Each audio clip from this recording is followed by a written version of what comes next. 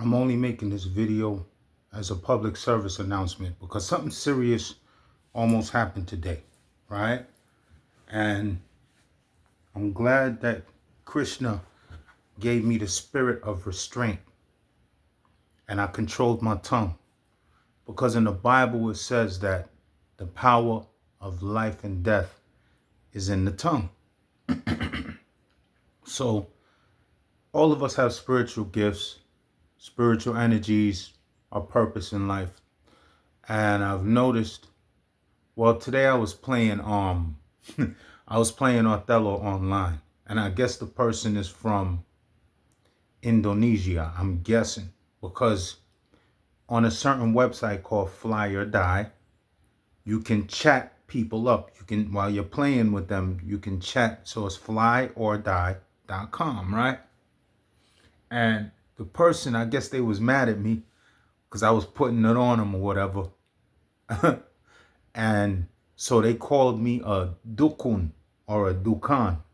So I looked up this word dukun or dukan. It means different things in different languages, but in Indonesia, apparently a dukun, D-U-K-U-N, is an Indonesian and Malay word for a shaman or a witch doctor. A dukun serves as a traditional healer, spirit medium, and expert in local customs who may also practice sorcery. While their role has decreased with modern education and medicine, dukun remain a respected and sometimes feared part of Indonesian-Malay society, particularly in areas like Java and Bali. So it could be a healer, a spirit medium, or a sorcerer. So some of them are associated with black magic, right? And so I see that, I could have some of these traits. I don't do black magic or any kind of magic or anything like that. But I noticed that when I pray for people, for their blessings, their welfare, their well-being, it comes true. And also when I pray against people, it also comes true. So in some aspect or some way in my bloodline, I guess I might have some kind of gift relating to a dukun. They also call me a ARS-LOH, Arslo. And I figured that Arslo means the same thing in any language. So I looked that up, and in the German language, it means anus hole. All right. So basically, this person didn't like me that I was playing Othello against, right? They call me a Arslo and they call me a Dokun. What does that relate to this video? So on my vehicle, on my car, I have a defective window, right? I'm not going to go into details. It's not broken out, but it's defective. And it ain't hard. It's not an expensive car. So if anybody wants to break into my car, it's kind of easy, right? So I'm aware of that, and I don't like to leave valuables in my car. I don't leave any valuables in case there's a thirsty MFer who breaks into my car and has their way with my vehicle. So I go in my car today because I got to make a run, and I noticed that something's missing, but it wasn't actually missing or misplaced. It was actually in my house, but I forgot I put it in my house. So I'm mad now. Now I'm angry because, listen, I ain't perfect. I'm not 100% perfect, except for today, of course. And I work for mine. I earn mine. Whatever I got, I earn it. I don't steal from people or victimize people to get what I want. So I appreciate it when people treat me the same. So when I feel slighted, like somebody stole from me, it's no qualm. I don't have no problem with sending out a verbal or a mental curse in their direction, or something as simple as saying, hey, Lord Krishna, let them get what they deserve. You know what I mean? Because again, I'm not going to victimize nobody. I'm not going to steal from you. So I don't want nobody stealing from me. So something, the deep inner still voice inside me said, hold your tongue, hold your judgment, because you got to be careful when you're throwing curses out there to the universe, because it could bounce back and come back to you if it doesn't find a deserving sender.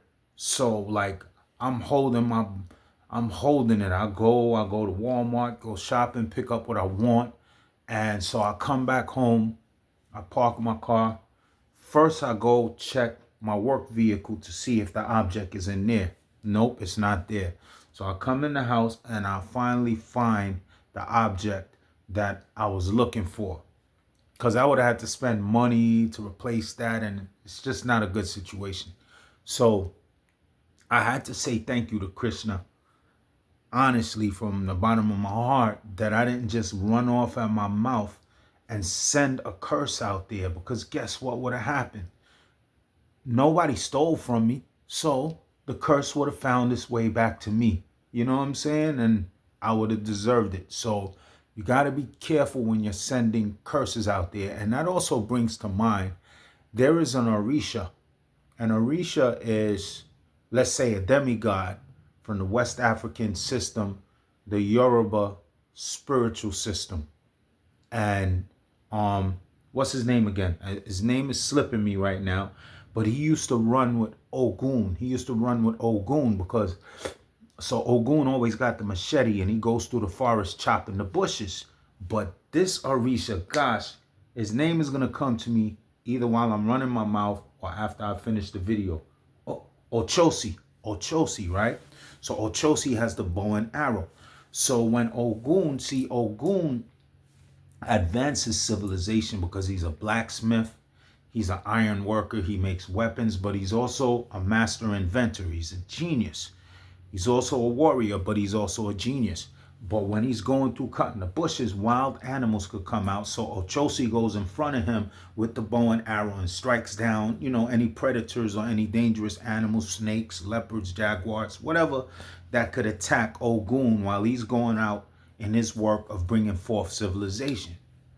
So apparently Ochosi came over to the Western Hemisphere with the people who were enslaved.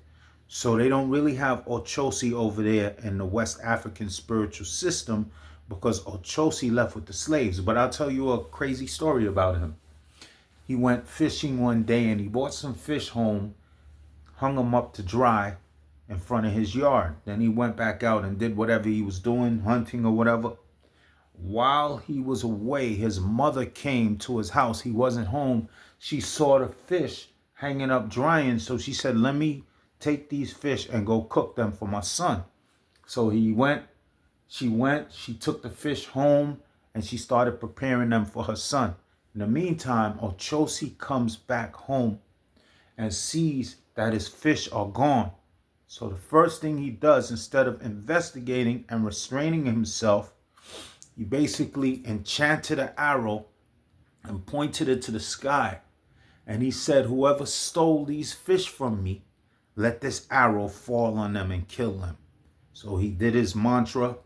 He let the arrow go, bing. And my grandmother told me that there's certain things that once you release, it can't be called back. One of them is a spoken word and another one is an arrow. So he let the arrow go with the curse on it. And guess what? The arrow came up, came back down, and landed on his own mother and killed her.